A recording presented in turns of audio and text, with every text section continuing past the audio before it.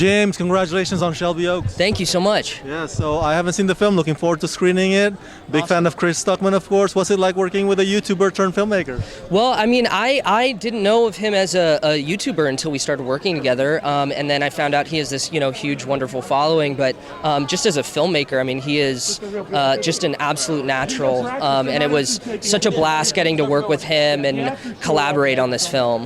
Now, in collaborating with Chris Stuckmann on Shelby Oaks, how did he direct you on what kind of music he wanted for the film? I think that we definitely wanted to craft a very original score to this, and I think it's kind of a movie in several parts in a lot of ways, so there's kind of sonic identities to each part of the film, and that's something that we worked closely together to make sure that we got on screen. And talk to me about some of the instruments you utilized for this. So one of the big instruments we used actually is an instrument called the guitar viol. It's kind of like halfway between a cello and a guitar. And that's kind of really the heart of the score of the film, and really kind of scores some of the more tense moments, but really also some of the more emotional moments as well. And talk to me about what's unique about your experience working on this project compared to the other projects you've done. I mean, I think the main one was, we just had a lot of time when we first got the film to kind of sit with it and find some themes to work with. And then, it's kind of, for me, it's 2 years in the making working on this film. So luckily when Neon came in, we got to come back in and rescore some of the new sections, which was really fun and a really unique experience, I think. Hello, sir. Congratulations on Shelby Oaks. Thank you very much. I appreciate it. Yeah, I haven't seen the film yet. So looking forward to seeing it. Neither have I. Oh, you haven't? No, so this is going to be my first experience. Oh, wow. So based on the script that you read, how scary is this movie? Well, it's more so it's scary, but it's also smart, right? And that's what attracted me to it in the first place. So, but I hear it's gone through so many. They had reshoots. They had, so. I'm going in kind of blind, and I'm really excited about that, about just seeing the differences from what I originally read maybe 3 years ago or something to what it is now. Now, you've worked with a lot of filmmakers over the years. What's it like working with a YouTuber turned filmmaker, Chris Stuckmann? Chris knows film.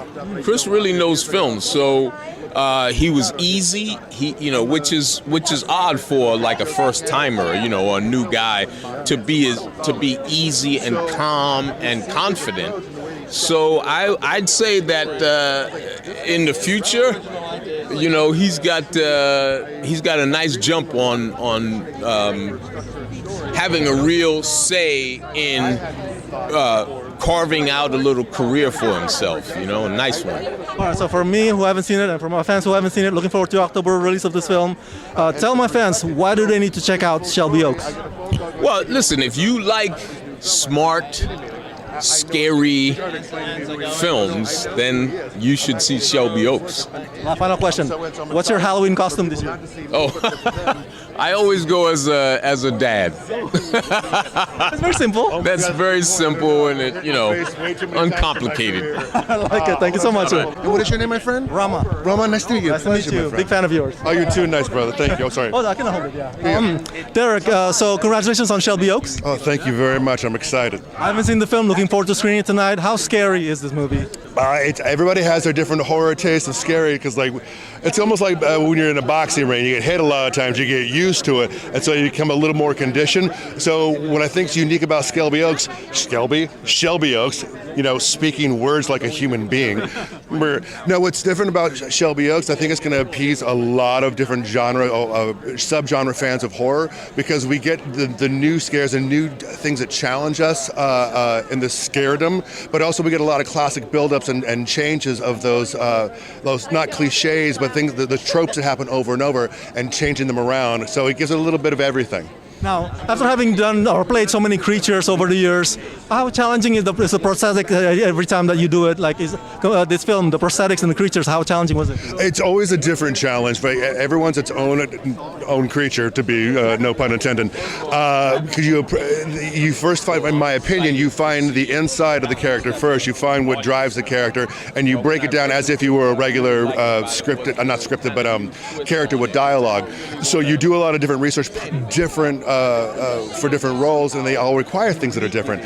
So for this one, I went back to the old, kind of some of my old stuff that scared me as a kid, and going, wait, if it works for me, I think it's going to work for other people. But finding the reason that they're doing, because no villain sees himself as a villain, and the way that Chris has written this, I'm not saying what I'm playing, I don't want to give anything away, but the way Chris approaches it, you understand why they're doing what they're doing, and I'm very excited about that. Last question. It's Halloween. What's your Halloween costume? Dude, my every day is Halloween. A lot of times when Halloween comes around, it's I'm going to be a soccer player. Look at me, the easiest costume possible. I'm a surfer, bro.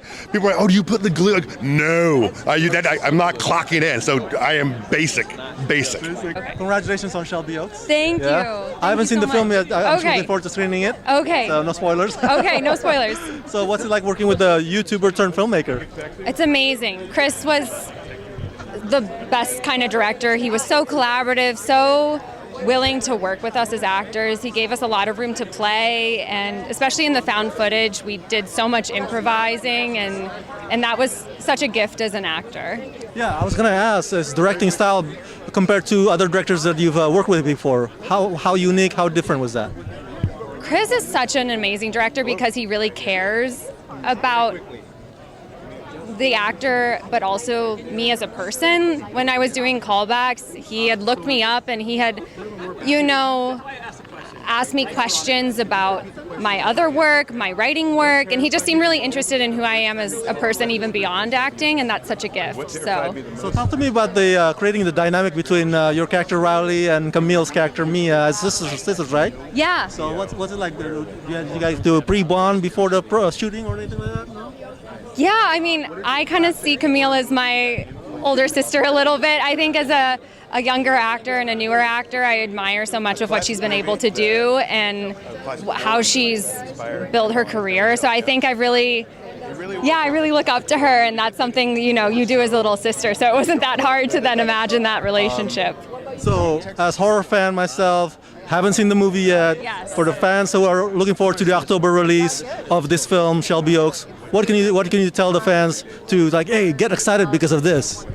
Oh, I think the movie is such a good just horror movie. It has good jump scares. It'll be, if you're a fan of horror and a fan of the genre, you're gonna love it. And then I think beyond that, it's really a story that has so many layers to it. It has a lot of depth. It's a story about sisters, about legacy, about loss. So it's going to have all the elements that you want from a horror movie, but hopefully it'll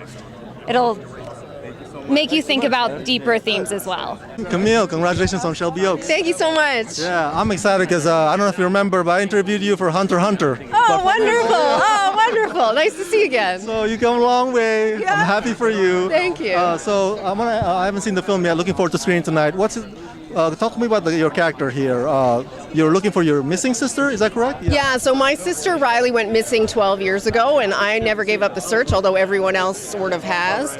So at the beginning of the movie, I'm trying to kickstart the search for her, and then I get something maybe, and I go on a journey, and yeah. Well, what's it like directed by a YouTuber? Yeah, amazing. So that's how he blends, I think, so well the found footage elements with the more traditional narrative elements, because he draws on that knowledge of YouTube and sort of the nostalgia of it, and I think it works really well in the film. Now, what made you come back to the horror genre again and again?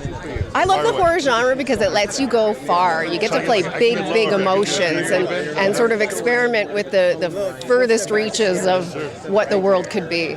Now, for my fans at home who haven't seen it too, I haven't seen it either, looking forward to the October release of this film. Tell them about why they need to check this out. I think they need to check it out because it's going to scare your pants off and it's going to break your heart. So it's a perfect Halloween movie. Nice to see you, man. Nice to see you too. I've seen your face all the time. Oh man, I'm humble. I'm worship it. So now that you've done your first feature film, what did you learn from that experience that you're like, you know what, maybe I'll do this or that differently for my sophomore film? I'd like as many days as possible to shoot it. More days, please. Was that one of the challenges? I think it's a challenge for any filmmaker is time, just not having enough time, and you never have enough time. You always want to go back and just you could shoot a movie forever. Film is one of the only art forms that you're expected to get perfect in a contained amount of time. You can keep working on a drawing or a painting for as long as you want, but a film, it's got this contained window where you have to be really good. And I think on a second one, I would love to just, instead of having 20 days, I think 25 days would be really great. 30 would be like a godsend. Yeah, more time. Who are the filmmakers that influence your directing style and how you work with actors?